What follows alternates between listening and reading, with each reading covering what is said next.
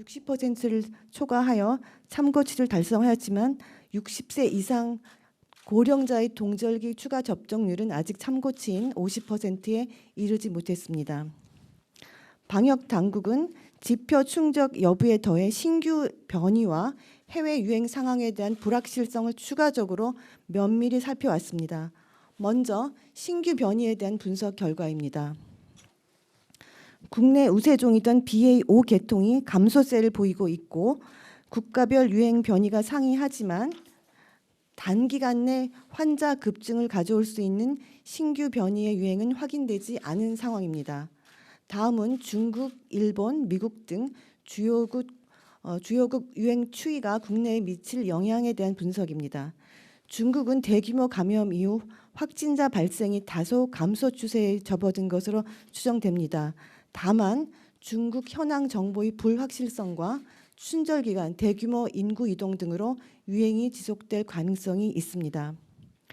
일본과 미국의 경우는 확진자 발생이 증가하는 추세는 아니지만 최근 사망자 수가 증가하고 있는 상황입니다. 국내의 경우 백신 접종과 자연 감염으로 많은 국민들이 일정 수준의 방어력을 획득하였고 의료 대응 역량도 충분한 상황입니다. 또 중국발 입국자 검역 강화가 시행됨에 따라서 해외 유행이 국내에 미칠 영향은 제한적일 것으로 판단하고 있습니다. 이러한 사항을 종합적으로 검토한 결과 이제 실내 마스크 착용 의무 조정이 가능한 상황으로 평가됩니다. 지금부터 향후 추진 계획에 대해서 말씀드리겠습니다. 실내 마스크 착용 의무 조정은 설 연휴가 지난 후인 1월 30일 월요일부터 시행하겠습니다. 조정이 시행되면 실내 마스크 착용 의무는 일부 시설을 제외하고 권고로 전환됩니다. 다만 권고 전환 이후에도 고위험군 보호를 위해 의료기관, 약국, 대중교통 수단 내에서 그리고 감염 취약시설 내에서는 착용 의무를 유지합니다. 이제 대부분의 실내 그리고 모든 실외 장소에서 마스크 착용이 자율 권고로 전환됩니다. 하지만 나의 건강을 위해 그리고 고위험군의 안전을 위해 마스크 착용이 꼭 필요한 상황이 있습니다. 첫째, 코로나19 의심 증상이 있거나 최근 코로나19 의심 증상이 있는 사람과 접촉하는 경우. 둘째, 코로나19 고위험군이거나 코로나19 고위험군과 접촉하는 경우. 셋째, 최근 코로나19 확진자와 접촉한 경우. 넷째, 환기가 어려운 산밀 환경에 있는 경우. 다섯째, 다수가 밀집한 상황에서 비말 형성 기회가 많은 경우에는 꼭 마스크를 착용해 주실 것을 강력히 권고드립니다.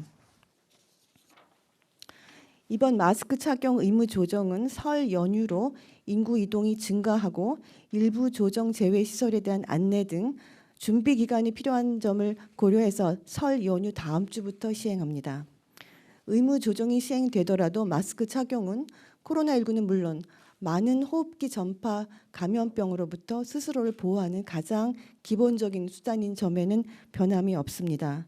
안정적인 일상 회복에 한 걸음 더 다가갈 수 있도록 국민 여러분의 자율적인 방역 수칙 실천과 생활화가 무엇보다 중요함을 다시 한번 강조드립니다.